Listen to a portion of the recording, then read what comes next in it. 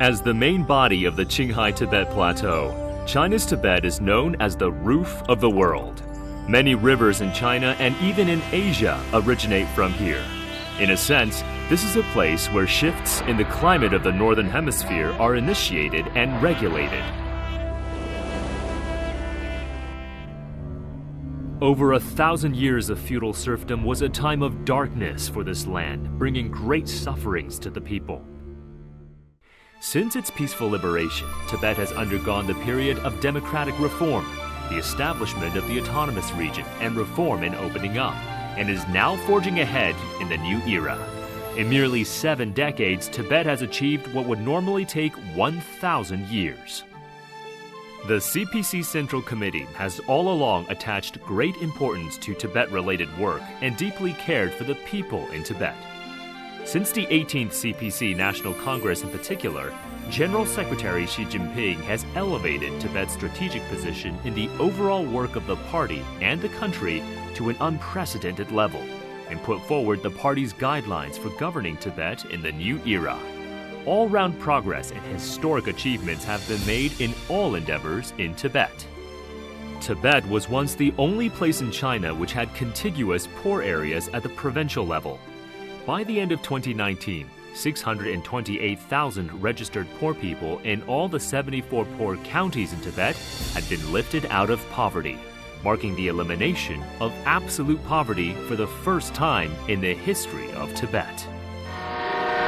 On the 25th of June this year, the Lhasa-Ningchi section of the Sichuan-Tibet Railway started operation. Fuxing bullet trains have been clattering through the plateau ever since. With the support from the central government and assistance from people across the country, people in Tibet, together with people of all ethnic groups across China within the same great family of the country, have embarked on a bright path of unity, progress, and development. Infrastructure connectivity has become a reality, and the GDP exceeded 190 billion yuan in 2020. The agricultural and livestock sectors with distinctive local features have seen strong momentum of development. Locally produced green industrial products have made inroads into markets outside the autonomous region.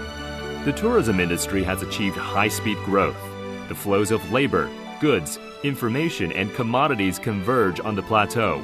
Tibet is integrating itself deep into the Belt and Road Initiative and actively contributing to the Trans-Himalayan Economic Corridor. As an important shield for China's environmental security, Tibet has introduced the strictest ecological conservation system and made increasing investment in eco-environmental protection. It has adopted a holistic approach to protecting mountains, rivers, forests, farmlands, lakes, grasslands, deserts, and glaciers, and made enormous efforts for building a national demonstration region on ecological conservation. On this gigantic plateau, personnel working in ecological protection posts, such as grassland and forest rangers and river and lake chiefs, are joining forces with the whole society to faithfully carry out their duties each and every day to protect animals, plants, mountains, and rivers on this precious land. In Luqietang Wildlife Conservation Station of the Selincuo National Natural Reserve, Zicheng Taqing and his colleagues who have worked here for 12 years are taking care of around 7,000 non-migratory Tibetan antelopes. We conduct patrols every day to check whether each baby antelope is well taken care of, and will take those unattended to the Wild Animal Protection Center. Tibet's ecosystems are now generally stable, environmental quality is improving, a green development model is in place, and eco-environmental rights and interests are better protected. Protected natural areas make up 38.75% of the region's land area. Forest coverage reaches 12.31%, and wetland area totals 6.529 million hectares. The number of wildlife species keeps increasing. The population of black-necked cranes has increased from less than 3,000 to more than 8,000, and that of Tibetan antelopes has grown to around 300,000. Water quality of rivers and lakes is fine, and 99% of days register good air quality. Clear waters and green mountains are invaluable assets. So is the snow-covered land.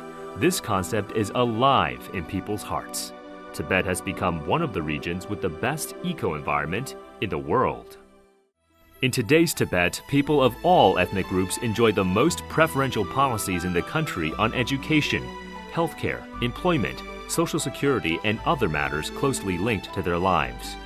For over 200 years before the peaceful liberation, this plateau barely saw any growth in its population, which long remained at just a little over 1 million. Now Tibet's population has exceeded 3.64 million, of which over 3 million are of Tibetan ethnicity. The average life expectancy in Tibet has risen from 35.5 years in 1951 to today's 72.19 years. Endemics such as Hydatid disease and Kashin-Bek disease, once rampant, have been eradicated and prevented for the first time in history. I am 82 years old now. I have never dreamed of such a happy life. In today's Tibet, everyone has the opportunity to realize their dreams and fulfill their potentials. After finishing her studies in the UK in 2015, Nijin returned to Tibet and started her own art studio under the Mass Entrepreneurship and Innovation campaign. Through her lens, she is communicating to the world the beauty of a new Tibet. It's a great era for our generation. I was able to show the modern image of Tibet through my photography works to the Western world. Daughters of the Same Mother, a song praising ethnic unity and sung by the famous singer Xizang Autonomous has been popular among people of all ethnic groups for more than 30 years. In this land where people of different ethnic groups have been living together in harmony since ancient times, ethnic unity is part of people's lives. Inter-ethnic marriages like Bojin Qings and communities like the Jaba Kansang Yard, where people of different ethnicities help each other like brothers and sisters, are commonly found across Tibet. People from all across the country, including those who have come, stayed, and dedicated years of efforts to Tibet's development, are working together with officials and people of all ethnic groups here for a beautiful and happy Tibet. In today's Tibet, different religions and religious sects coexist in harmony. Buddhist activities are conducted smoothly, and monasteries and temples are in order. Freedom of religious belief is fully protected. All monasteries and temples have access to water, electricity, roads, and communication, and all monks and nuns are covered by the government's social security schemes. They are now enjoying better conditions for living and for practicing Buddhism. Rich and distinctive ethnic cultures, Tibet has received substantial support from the central government in the form of manpower, funding, and other resources to preserve and develop its fine traditional culture. Today, the Tibetan language is used extensively. Precious classics written in Tibetan are preserved and in use. Traditional customs, including Tibetan costumes and cuisine, and festivals like the Tibetan New Year are kept alive and developed. A lot of intangible cultural heritages such as Tibetan opera, Tibetan medicinal bathing, and tanka are protected and carried forward. Traditional music and dances such as guozhuang, xianzi, langma, duixie are widely popular among people in both urban and rural areas. Tibet, with a time-honored and distinctive culture, is exhibiting its glamour and charm to the world. The majestic Himalaya mountains have witnessed the sea change that has taken place in Tibet since its peaceful liberation. And the surging Yarlung Zangbo River has witnessed Tibet's development and advances in the new era.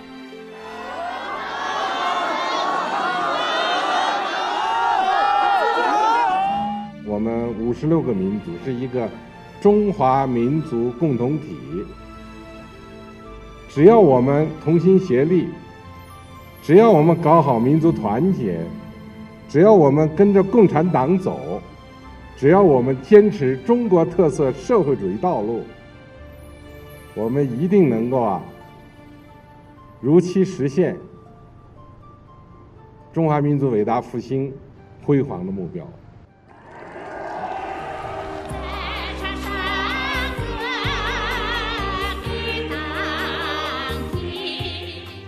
Let us work together for a beautiful and happy Tibet and for the realization of the Chinese dream of great national rejuvenation.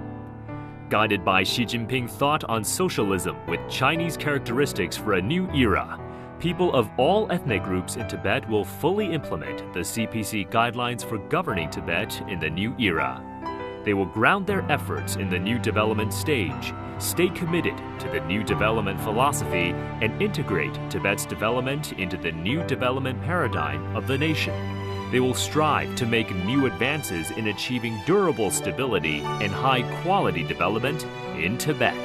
欢迎您到西藏来 Welcome to Tibet. 过年快乐陪伴，各是修。